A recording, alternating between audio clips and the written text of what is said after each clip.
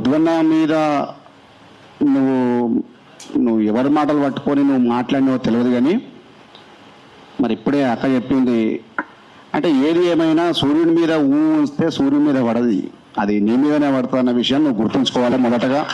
రెండవది ఏంటంటే నువ్వు తెలంగాణ బిడ్డవన్నావు. నువ్వు తెలంగాణ బిడ్డవంటే మాకు కూడా ప్రేమనే, కానీ నువ్వు ఎవరికో వత్తాసు వలుపుతా అంటే తెలంగాణ ఉద్యమకారులు ఊకోరు ఫస్ట్. ఎందుకంటే ఆంధ్ర ప్రజలు మంచోళ్ళే, ఆంధ్ర పెత్తందారి వ్యవస్థ చెప్పులు మోస్తా అంటే మొయ్యి, కానీ ఇక తెలంగాణ వల్ల ఆత్మగౌరవం దెబ్బతీస్తా అంటే ఎవరు ఊకోరు. రెండవది ఏంటంటే చుక్కా సత్తయ్య గారు తెలంగాణలో ఒగ్గు కళారంగంలో పేరును మోసినటువంటి ఒక మారుమూల మాణిక్యాపురంలో పుట్టి మలేషియా దాకా పేరు మోసినటువంటి ఒగ్గు కథ కళాకారుడు. ఆయన జరిగిపోయి ఒక 8 ఏళ్ళు అవుతుంది.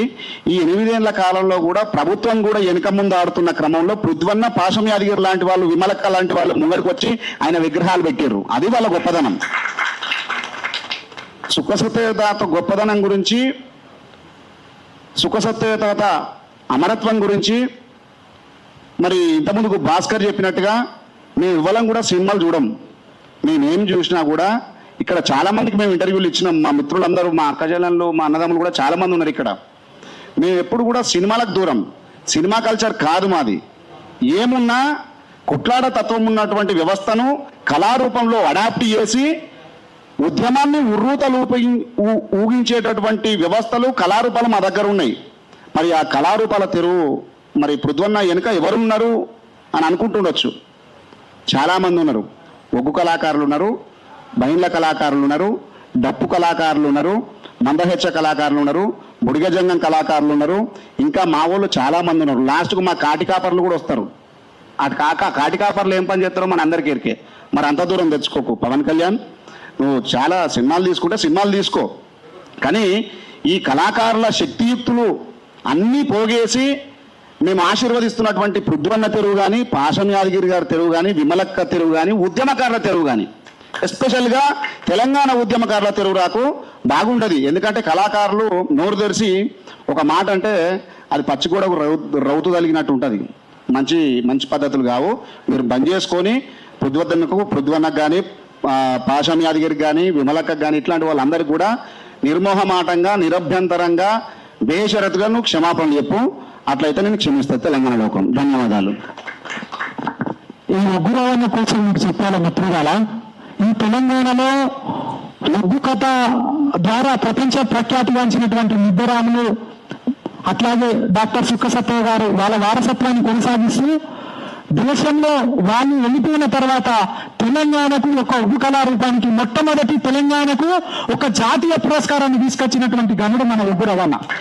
ఈ అవార్డు ఉస్తాద్ బిస్మిల్లా ఖాన్ అనే అవార్డును 2017 సంవత్సరంలో మన ఒగ్గు రవణకు రావడం జరిగింది.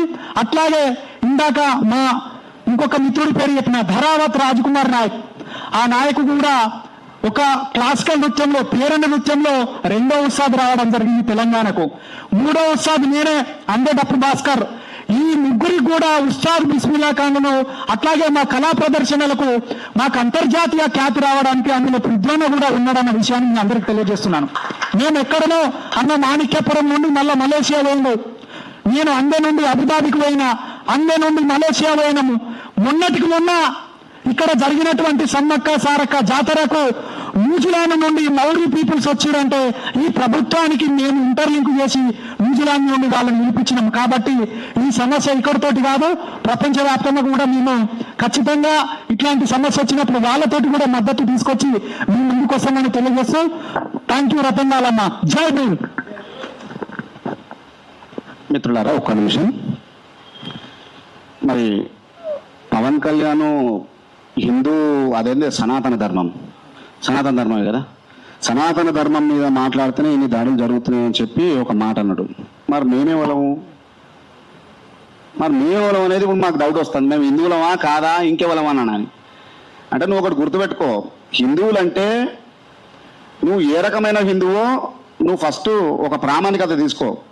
మరి మా మల్లన్న దేవుడు హిందువు కాదా, మా బీరప్ప దేవుడు హిందువు కాదా, మా ఎల్లమ్మ తల్లి హిందువు కాదా, మా పోషమ్మ తల్లి హిందువు కాదా, మా మైసమ్మ తల్లి హిందువు కాదా?